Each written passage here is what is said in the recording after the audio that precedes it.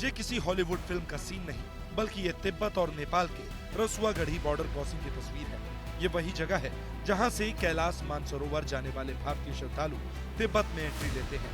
एक दिन पहले ही कैलाश मानसरोवर जाने वाले श्रद्धालुओं को तिब्बत की तरफ जाना था, लेकिन उससे पहले ही जल प्रलय से तबाही मच गई।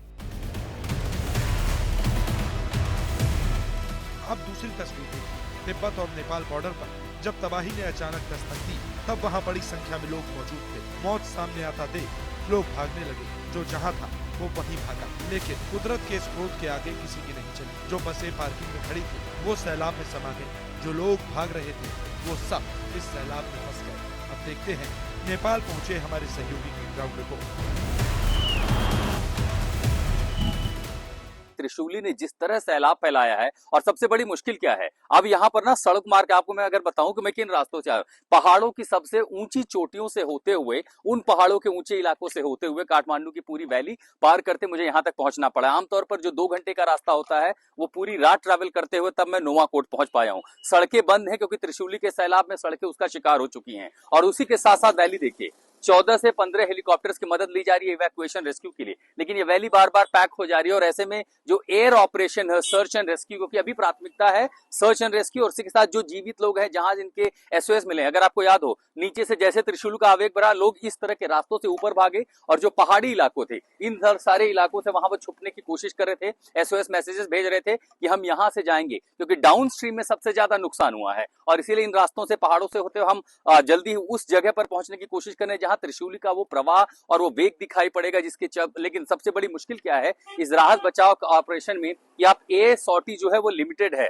आप उनको विंग क्लिक करते हैं, उसके बाद निकालते हैं और वहां पर, और उसी के साथ साथ सड़क मार्ग को फिर से जो शुरू करना है वो अपने आप में बड़ी चुनौती है। हालांकि सरकार ये कह रही है कि ज्यादातर लोग जो वो ना जाएं, क्योंकि ये तमाम वो गाड़ियां हैं जो आगे फंसी हुई थी उस सैलाब के उस पूरे इलाके में। अब वो धीरे धीरे एक एक करके वहां से निकलने की कोशिश कर रही हैं। लेकिन जिस तरह पैमाने पर हमने तस्वीरें देखी हैं, जिस तरह अब तक वहां जो जानकारी आ रही है, सबसे पहले चीजों को रिस्टोर करना, कनेक्टिविटी रिस्टोर करना, सड़क मार्ग पे करना, दुनिया भर की एजेंसियां जो है वो मदद पहुंचा रही हैं। भारत की ओर से जब मैं काठमांडू उतरा, मैंने देखा वहां पर एक बड़ा सा एयरफोर्स का विमान पहुंचा हुआ था मदद लेकर के। तो पूरी दुनिया के लोग, जो अंतर्राष्ट्रीय संगठन है, यूएन की जो बॉडीज हैं, वो भी मदद को लेकर के पहुंच रही हैं। 160 का आंकड़ा तो आज सुबह 9:30 बजे तक आया था। आप समझिए कि राहत बचाव कार्य में अभी प्राथमिकता शायद संभवतः ये गिनना नहीं कि वहां कितने लोग मारे गए हैं। जितने एसओएस मैसेज हैं हर किसी तक पहुंचा जाए। हेल्पलाइन नंबर जारी किए गए सरकार के द्वारा कि जो जहां पर है वहां से उनको निकाला जाए, उनको फटाफट किसी तरह मदद पहुंचाई जाए, खाने रसद की किसी तरह की किल्लत ना हो। ये बहुत मुश्किल ऑपरेशन है नेपाल में, क्योंकि हम जहां हैं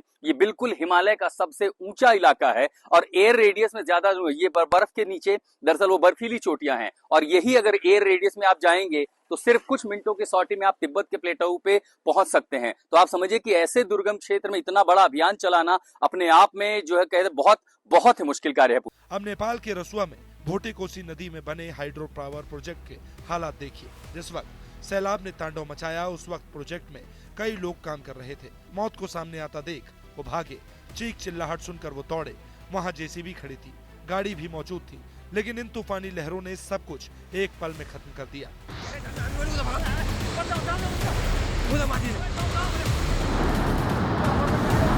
हादसे के समय पावर प्रोजेक्ट के करीब ही कुछ दूरी पर स्थानीय लोग मौजूद थे। उन्होंने सब कुछ अपनी आंखों से देखा। सैलाब कैसे विनाश कर गया, ये सब देखकर वो चीख पड़े। नेपाल में सैलाब की चपेट में आकर कई पुल तबाह हो गए। उन्हीं में से एक रसुआ इलाके का ये पुल। नदी के दोनों किनारों पर घर बसे हैं और उन्हें जोड़ने के लिए ये पुल बना था, लेकिन कहर ऐसा बरपा कि ये मजबूत पुल भी तिनके की तरह बहने लगा। स्थानीय लोग अपनी आंखों से मौत का मंजर देखते रहे।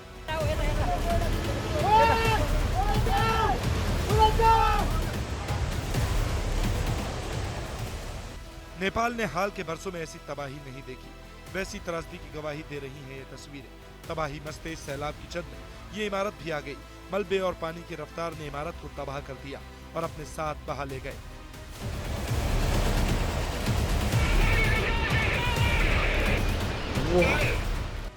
अब ये खौफनाक तस्वीर देखिए। नदी के किनारे किनारे एक ट्रक चल रहा था। उसी वक्त सैलाब ने रौद्र रूप ले लिया। अब आता है